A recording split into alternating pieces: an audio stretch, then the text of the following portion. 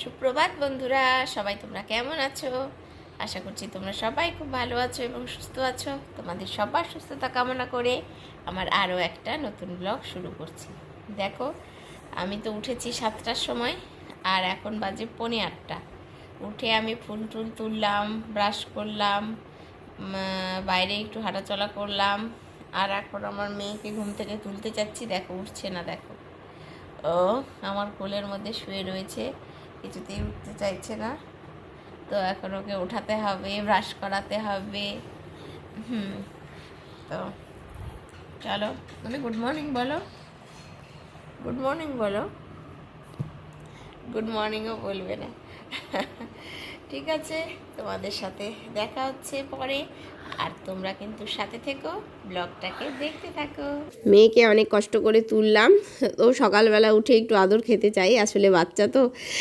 তো যাই হোক, ওকে তুলে ব্রাশ টাশ করালাম, করিয়ে তো দেখো আমি এখন বিছানাটাকে পরিষ্কার করে নিচ্ছি। তার সাথে সোফাটাকে যে আমার কতবার পরিষ্কার করতে হয় দিনের মধ্যে তার কোনো ঠিক নেই।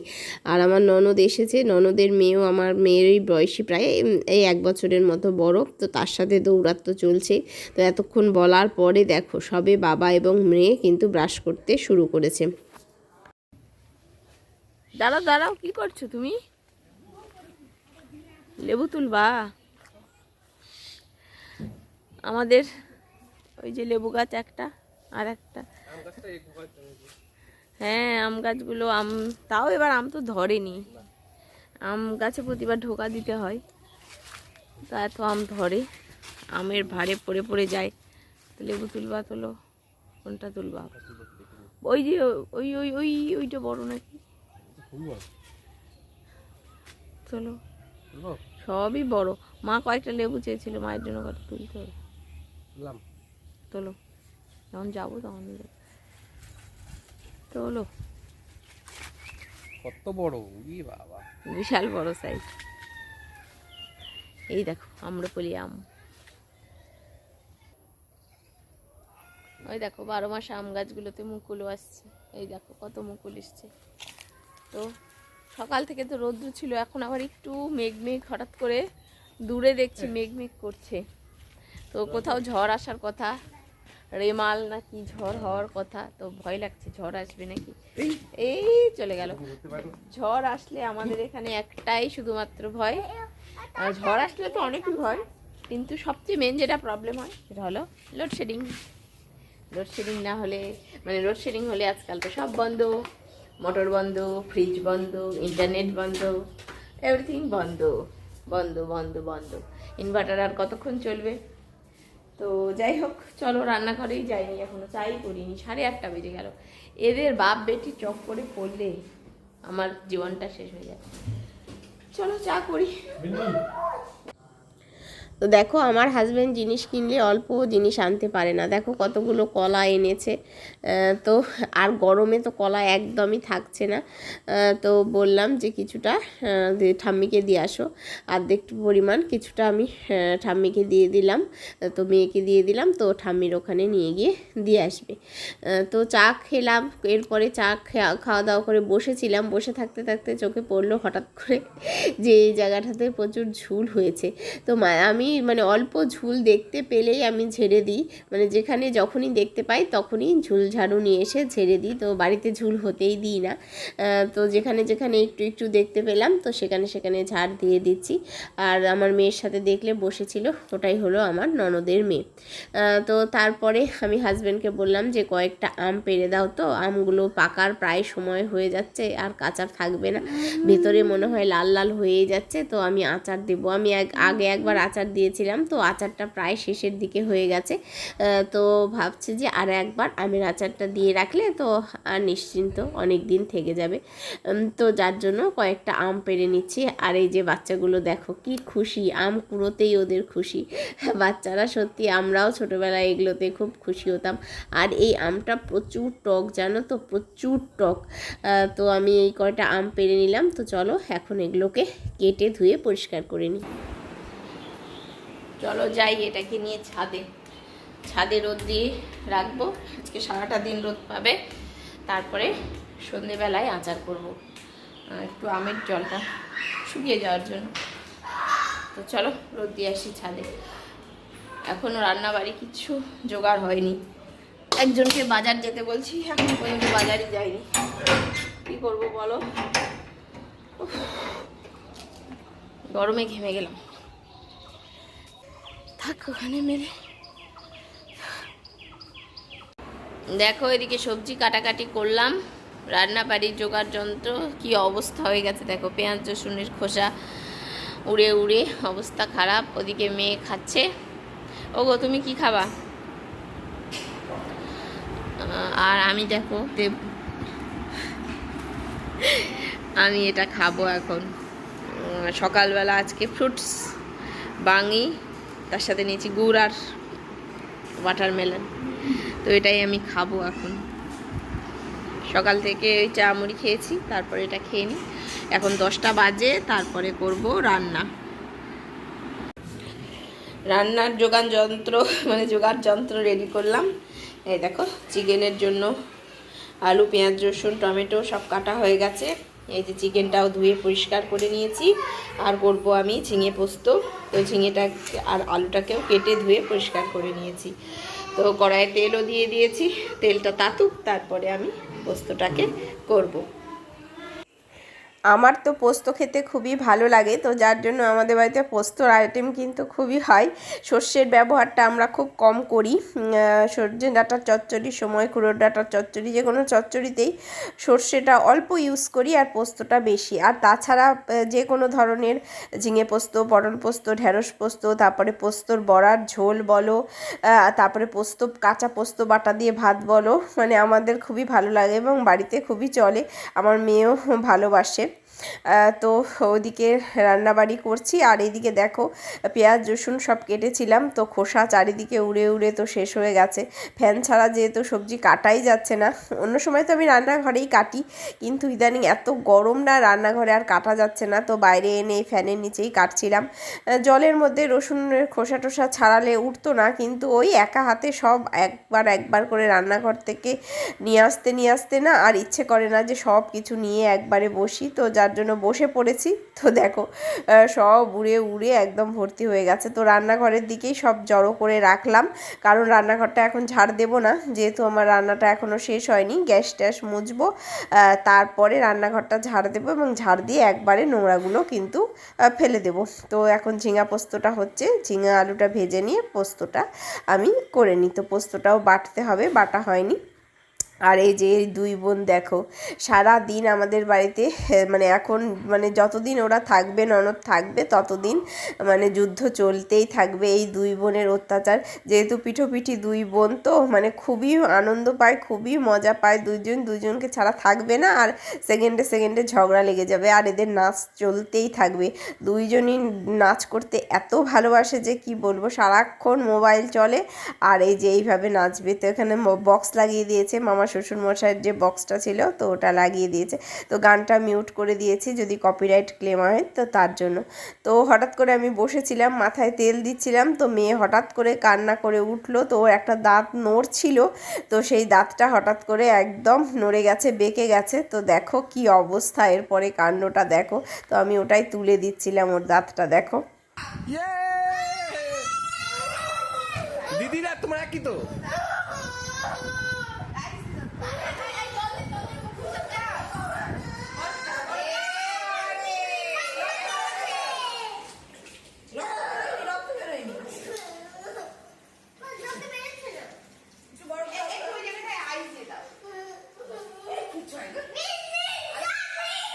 একই রকম।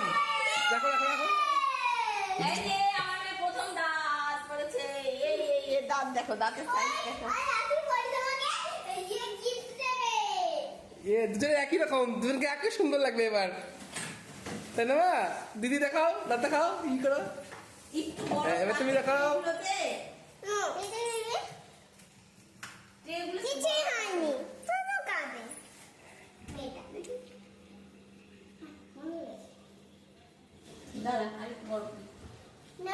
সেই মজা।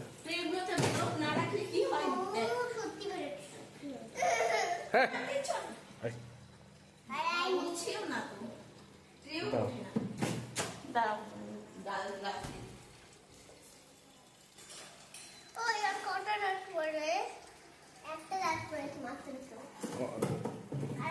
দেখো দিদি কতগুলো পড়েছে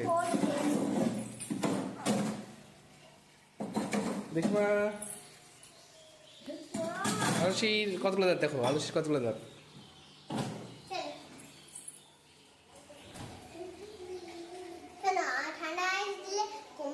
হ্যাঁ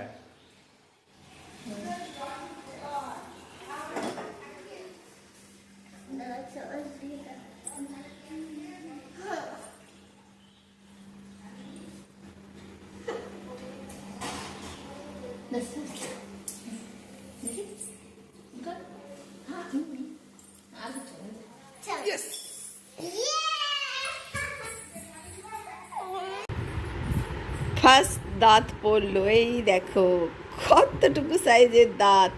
তরমুজ খেতে গিয়ে পড়ে গেছে, এত দেখলে তো কি অবস্থা। এই যে দেখো, এটা আমরা কাকে দেবো মা? টুথপড়িকে দেবো। আর কিচ্ছু হয়নি, রক্ত বেরোয়নি। তো এটা আমরা যত্ন করে রেখে দিই। একটা কাগজ দাও তো, একটা কাগজ ছিঁড়ে দাও, তো রেখে দেবো। বাবা একটু সিংহের দাঁত। মুড়িয়ে নাও, পরে ফেলে দেবো।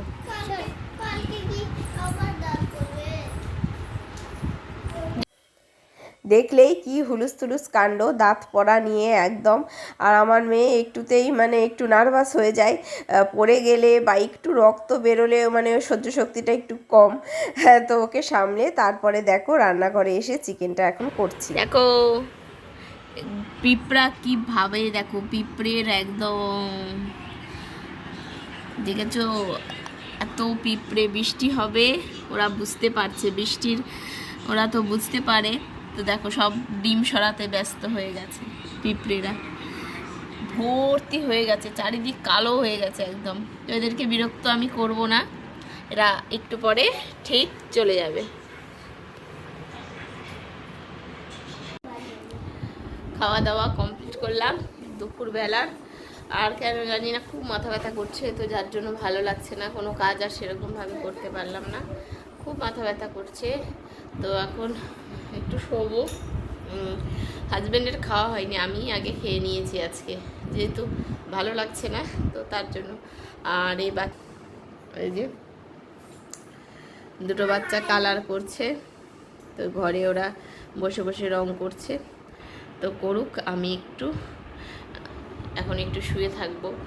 এত মাথাটা যন্ত্রণা করছে আমার, যেহেতু মাইগ্রেন আছে, তো মাঝে মাঝে এই মাথার যন্ত্রণা খুব হয়। তো চলো পরে দেখা হচ্ছে। বিকেলবেলা একটু রেডি হয়েছি, দেখো একটু বাইরে কোথাও যাব, বাচ্চাগুলো অত্যাচার করছে তো ওদের জন্য। তো ছাদে আসলাম, আমটা তখন ছাদে দিয়ে গিয়েছিলাম, তো এখন ছাদ থেকে তুলে নিয়ে যাই আমটা। তো রাত্রেবেলা আচার করব যদি পারি। শরীরটা আজকে একদমই ভালো লাগছে না, যার জন্য কোনো ভিডিও করিনি। সারা দুপুর শুয়েছিলাম, ঘুম আসলো না, মাথা ব্যথাটা রয়েইছে, এমন একটা অস্বস্তি হচ্ছে শরীরের মধ্যে, ভালো লাগছে না। তো আমটাকে নিয়ে যাই, দেখো আমটা মানে আমের গায়ে আর কোনো জল নেই, মোটামুটি শুকিয়ে গেছে। তো এটাকে নিয়ে গিয়ে ঘরে রাখি এখন। তো সন্ধেবেলা বললামই পারলে আচার করব। তো আমরা যেহেতু গ্রামে থাকি, তো আমাদের এখানে তো কোনো পার্ক টার্কও নেই যে বাচ্চাদেরকে একটু পার্কে ঘোরাতে নিয়ে আসবো। তো আমরা সেই আশ্রম মাঠে এসেছিলাম, এখানে একটু খোলামেলা, তো বাচ্চাগুলো একটু দৌড়ঝাঁপা করবে, কিন্তু কোথাও শান্তি নেই, প্রচণ্ড গরমে কোথাও শান্তি নেই। তো দেখো আশ্রমের মন্দিরে আমরা এখন এসেছি। তো মন্দিরের বিগ্রহগুলো, তিনটে ঘরে তিন রকম বিগ্রহ রয়েছে। তো আর এখন যেহেতু প্রায় সন্ধে হব হব করছে, তো এটাই হলো আশ্রমের গুরুদেব প্রণবানন্দজি ঠাকুর, আমাদের প্রণবানন্দজি। আর এখানে রয়েছে বিষ্ণু, আর বিষ্ণু রয়েছে, আর বিষ্ণুর সাথে এটা কি মূর্তি আমি এই মুহূর্তে আমার ঠিক মনে পড়ছে না, আমি বলতে পারলাম না। তো এখন সন্ধে আরতির সময় যেহেতু, তো সবাই দেখো স্বামীজিরা আরও যারা যারা মানে গান টান করে, তো তারা সবাই বসে পড়েছে, এখন সন্ধে আরতি হচ্ছে। আর এখন যেহেতু সামার ভ্যাকেশন চলছে তো যার জন্য ছাত্ররা আর নেই, সবাই বাড়ি চলে গেছে। অন্য সময় কিন্তু ছাত্ররাও মানে বসে থাকে, এখানে প্রচুর ছাত্র ভর্তি থাকে। তো আমরা এখানে কিছুক্ষণ বসেছিলাম। এখানটায় ঠাকুরের কাছে বসে থাকলে মনটা বেশ শান্ত হয়ে যায়, ভালো লাগে। তো শরীরটাও যেহেতু ভালো নেই তো মনটাও একটু খারাপ লাগছিল। তো ঠাকুরের কাছে একটু বসেছিলাম, মন প্রাণ থেকে মানে একটু ঠাকুরের নাম স্মরণ করছিলাম আর কি। তো কিন্তু গরম লাগছিল, এটাই আর কি। ফ্যান চলছিল ওখানে, কিন্তু তবুও প্রচণ্ড যেহেতু গরম, আর বাচ্চারা থাকতে চাইছিল না বেশিক্ষণ। তো একটু পরে আমরা চলে এসেছিলাম। তো আমার দুই ননদও গিয়েছিল সাথে, আমার কাকাতো ননদ আর নিজের ননদ। তো দেখো ওরাও বসে রয়েছে। তো আমরা একটুক্ষণ ধরে ঠাকুরের গান টান শুনলাম, শুনে কিন্তু তারপরে আমরা আবার বাড়ি চলে এসেছিলাম।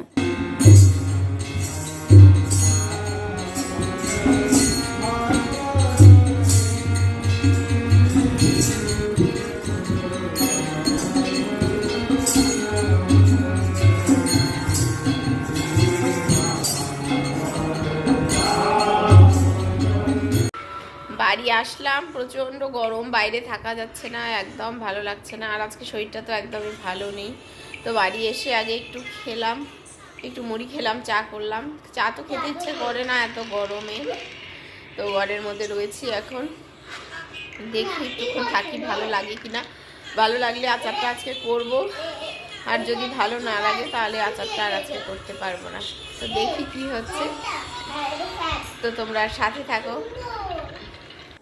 সকাল থেকেই খারাপ খারাপ করতে করতে কোমর ব্যথা, মাথা ব্যথা সকাল থেকেই করছিল। তো হালকা হালকা আমার ঠান্ডা লেগেছিল, এমন নয়।